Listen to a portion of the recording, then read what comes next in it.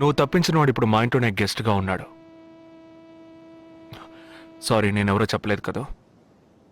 నా పేరు Jagadish, Indian army. కానీ నేను అది మాత్రమే కాదు, DIA, డిఫెన్స్ ఇంటెలిజెన్స్ ఏజెన్సీలో వన్ ఆఫ్ ది స్పెషలిస్ట్, మిలిటరీలో సీక్రెట్ ఏజెంట్. ఈ విషయం నాతో వర్క్ చేసే వాళ్ళకి, నా ఫ్రెండ్స్కి, అంతెందుకు నా ఫ్యామిలీ కూడా తెలియదు. మరి ఇదంతా నీతెందుకు చెప్తున్నాను అనుకుంటున్నావా? నువ్వు ప్రాణాలతో ఉండబోయేది లేదుగా.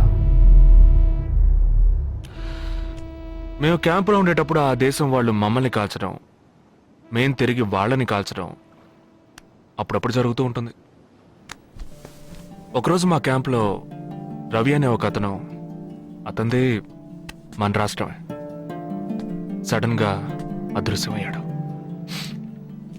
7 రోజులు ఎంత వెతికినా దొరకలేదు. 8వ రోజు దొరికాడు. పాపం వాళ్ళ క్యాంప్లో చిక్కుకొని ఉంటాడు. వాడిని 7 రోజులు చిత్రహింసలు పెట్టి వాడి కళ్ళు 2 పీకేసి ఈ బియర్ బాటిల్ ఉందే, బియర్ బాటిల్, దాన్ని కింద నుంచి లోపలికి, మొత్తం లోపలికి తోసేసి పగలు కొట్టేశారు. మేమే వాళ్ళ ఇంటికి వెళ్ళి ఆ బాడీని అప్పగించొచ్చాం. తల్లి గుండెలు బాదుకుంటోంది, తండ్రి ఏడుస్తున్నాడు, అక్క చెల్లెళ్ళు కన్నీళ్లు కారుస్తున్నారు.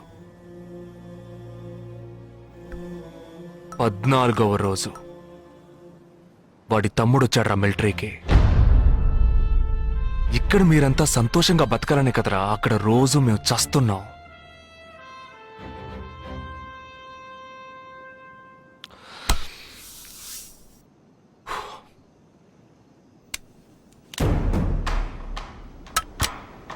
ఇది లోకల్ మేడ్ గన్, ఇది నా గన్. నేను నిన్ను కాలిస్తే ఎందుకు కాల్చానో వివరణ ఇవ్వాల్సి ఉంటుంది. నువ్వు చచ్చి శవమైనా నీ కుటుంబం నీ మొహాన్ని ఉమ్మేస్తుంది. నీ పిల్లలు సిగ్నల్ దగ్గర ముష్టెత్తుకుంటారు.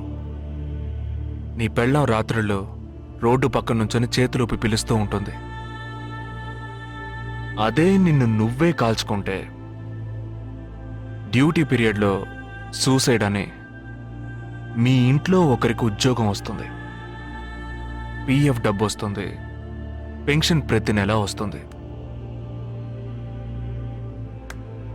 నిర్ణయం నీకే వదిలిపెడుతున్నాను. ఆ గన్ను ఏమాత్రం నా వైపు తిరిగినా నేను నిన్ను కాల్చేస్తాను.